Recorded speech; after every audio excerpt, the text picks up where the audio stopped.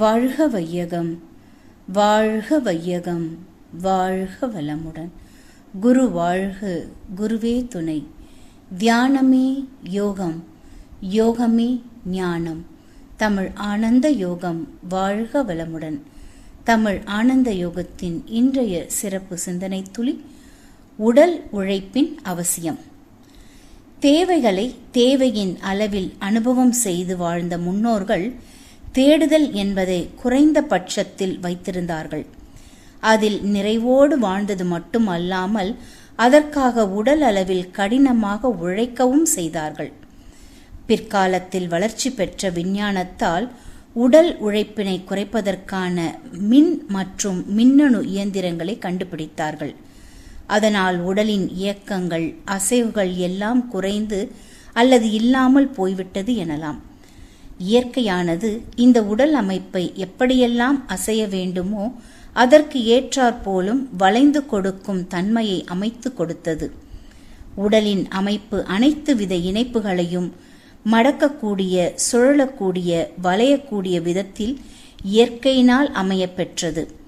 அவ்வாறு புற உறுப்புகள் இயக்கப்படும் பொழுது அதற்கேற்றவாறு அக உறுப்புகளும் இசைந்து இயங்கி முழுமையான ஆரோக்கியத்திற்கு துணையாயிருந்தது. இவ்வாறு கிடைக்கப்பெற்ற உடலின் அசைவுகளை எல்லாம் கொடுக்காமல் நிறுத்திவிட்டு அதனை சௌகரியம் என்ற பெயரில் அதற்கான மாற்று பொருட்களை கண்டுபிடித்து விட்டோம். உலகில் உள்ள பொருட்களில் பெரும்பாலும் சௌகரியத்திற்காக மட்டுமே இருக்கின்றன. தேவைகளுக்கான பொருட்களுக்கு செலவு செய்வதை விட சௌகரியத்துக்கான பொருட்களுக்காக செலவு செய்வதே அதிகமாகவும் இருக்கிறது. உடலின் முக்கியமான அசையக்கூடிய அசைவுகள் நின்றுவிட்டதால் உடலில் பலவித நோய்கள் உண்டாகிவிட்டன. அதனை ஈடு செய்வதற்காக உடற்பயிற்சிகள் செய்யக்கூடிய நிலைமைக்கு வந்துவிட்டோம். இயற்கையின் படைப்பில் மனிதன் என்பவன் உடற்பயிற்சி செய்ய வேண்டுமா என்றால் இல்லை என்பதுதான் உண்மை.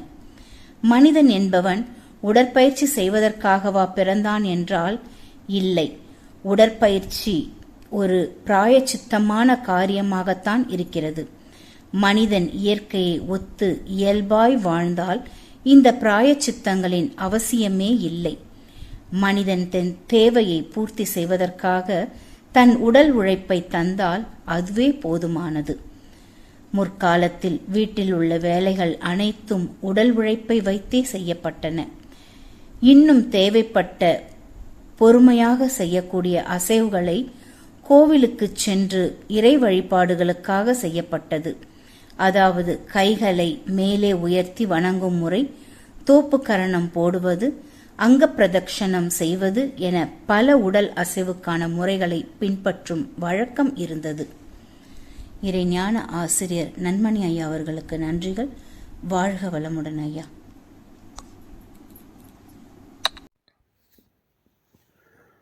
வாழ்க வையகம், வாழ்க வையகம், வாழ்க வளமுடன். குரு வாழ்க, குருவே துணை. குருவின் மலரடி போற்றி. இன்றைய சிந்தனை துளிகள் வாசித்த ரிஷி பாபா அவர்களுக்கு நன்றி. தியானமே யோகம், யோகமே ஞானம். தமிழ் ஆனந்த யோகம் வாழ்க வளமுடன். இன்றைய சிந்தனை தலைப்பு, உடல் உழைப்பு அவசியம். இப்படி ஒரு தலைப்பை நாம் சிந்தித்து பேச வேண்டிய ஒரு சூழ்நிலை இப்பொழுது இருக்கிறது. இது சொல்லித் தெரிய வேண்டியது அல்ல. இது இயல்பாக இருக்க வேண்டிய ஒன்று. விலங்கினங்கள் பிறக்கிறது. பிறந்து சில மணி நேரங்களிலேயே அது தனது உடல் உழைப்பை தொடங்கிவிடுகிறது. அது இறுதி வரை அது எந்த அளவுக்கு அந்த உடலின் அசைவுகளை கொடுக்க வேண்டுமோ அந்த அசைவுகளை தேவையின் அளவில் கொடுக்கிறது.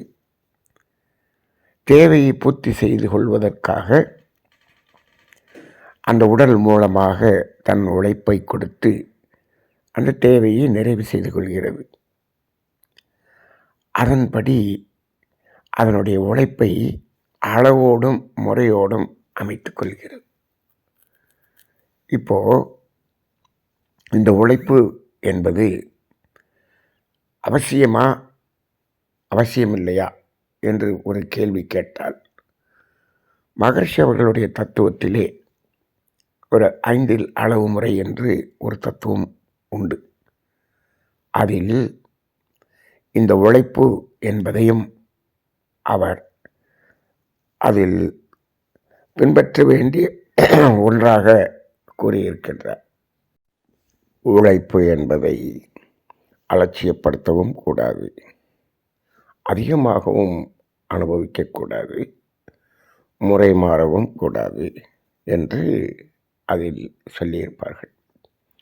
அப்போ உழைப்பு என்பது அவசியம் என்பதில் இங்கு அவர்கள் அந்த 5 அளவு முறை என்பதில் கூறப்பட்டுள்ள தத்துவம் கூறுகிறது. சரி, இப்பொழுது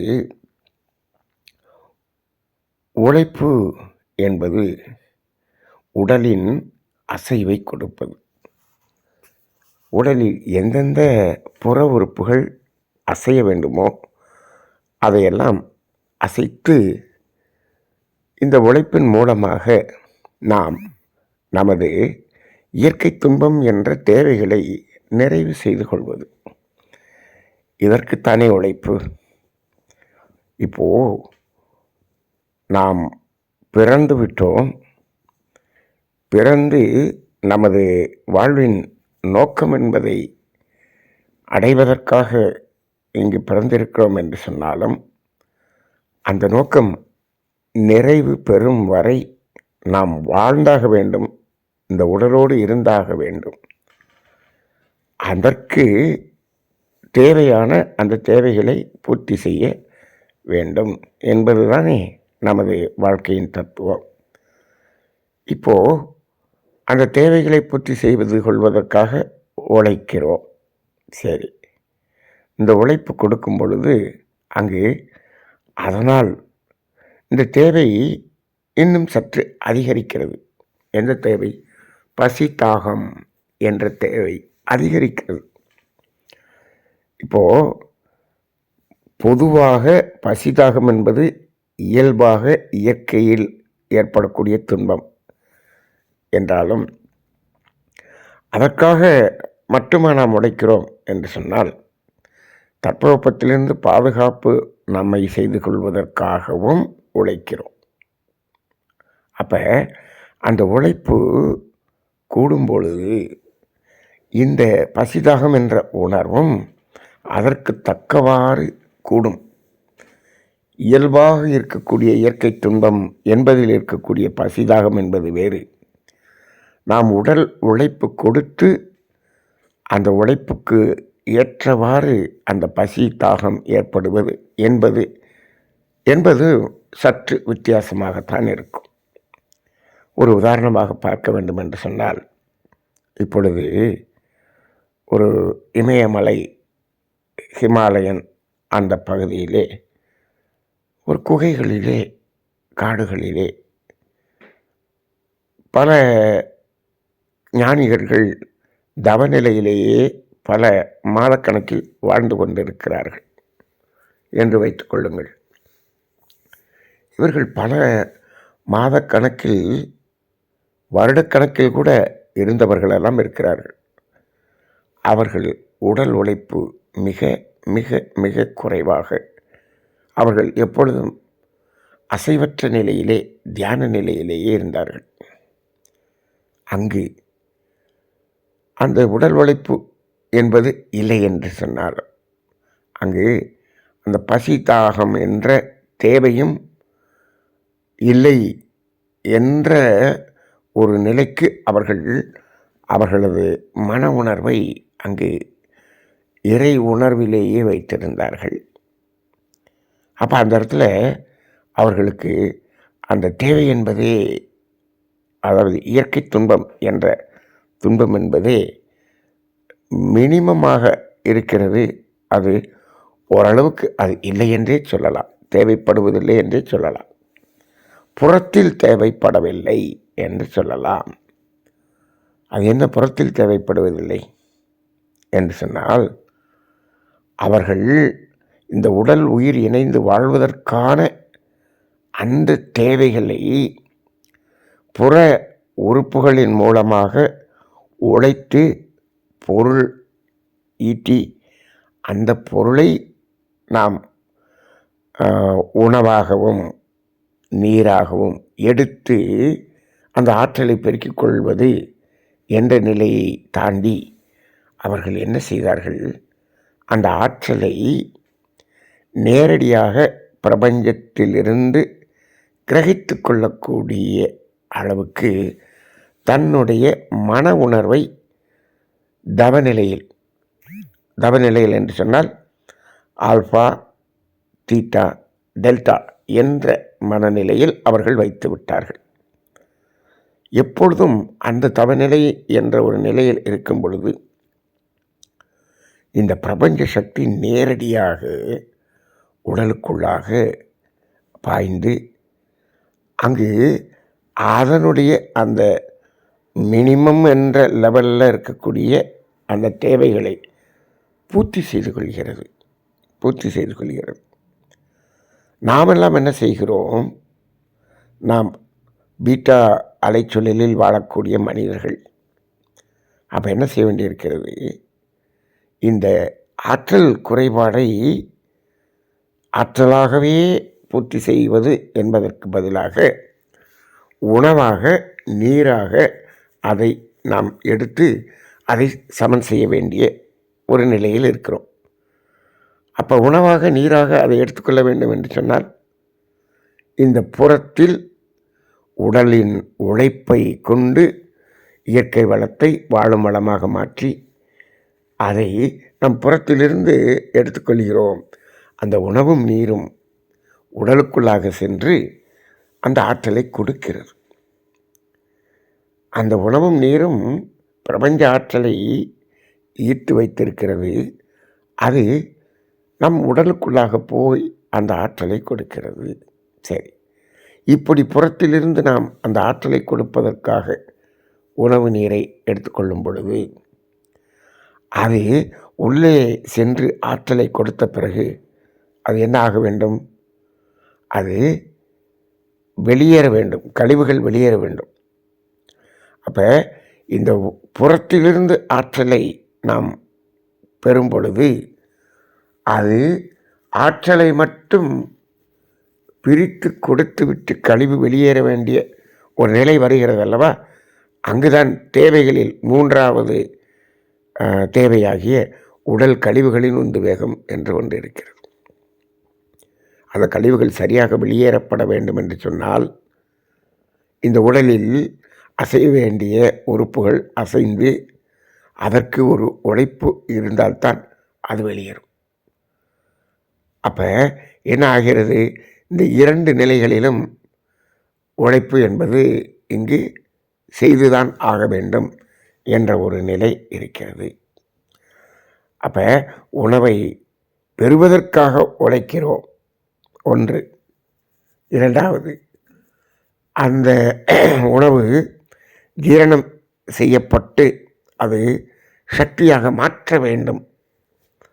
அப்படி என்றால் அதற்கும் நாம் உழைப்பு என்று ஒன்று கொடுக்க வேண்டியிருக்கிறது. அந்த உழைப்பில் புற உடலின் உழைப்பு அதாவது குறைவாகவும் அக உடலின் உழைப்பு அதிகமாகவும் இருக்கும். அதன் பிறகு அந்த கழிவுகளை வெளியேற்றுவதற்கும் நாம் உடல் அசைவை அதாவது உழைப்பை கொடுக்க வேண்டியிருக்கிறது.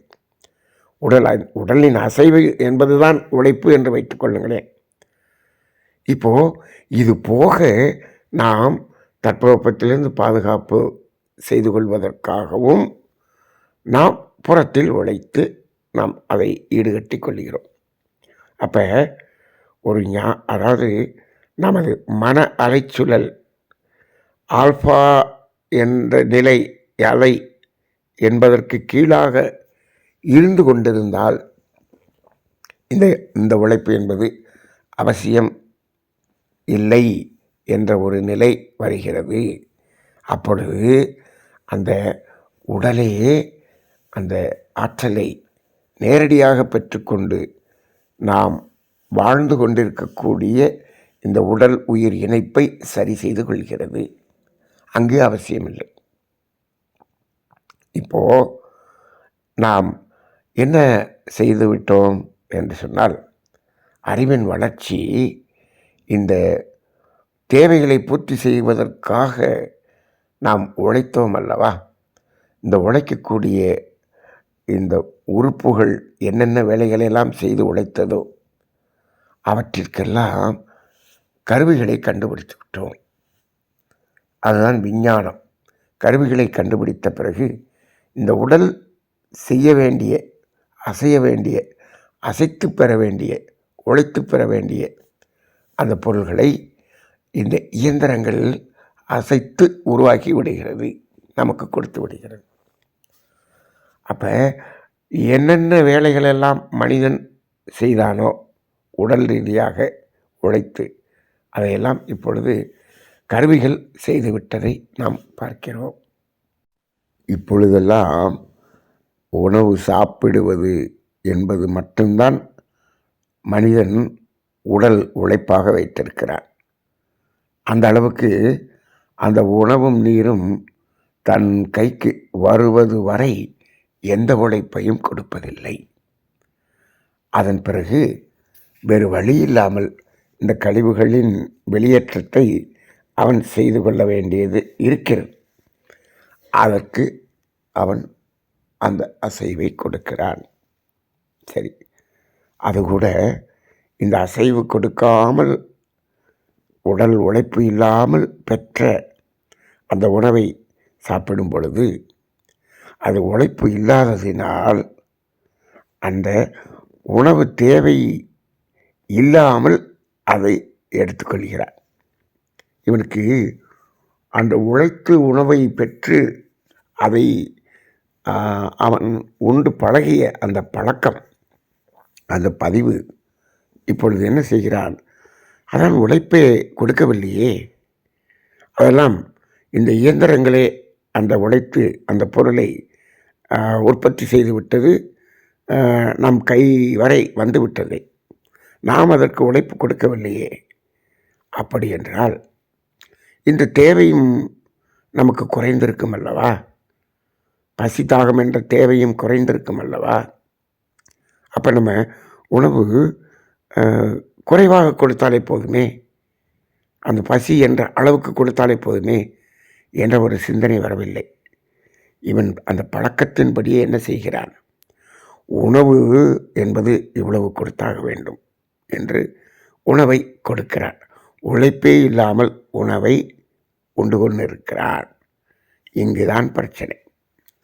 அப்போ என்ன ஆகிறது? தேவையில்லாமல் அந்த உணவை எடுத்துக்கொள்கிறான். பசி என்ற தேவை ஏற்படாமலேயே உணவை எடுத்துக்கொள்கிறான்.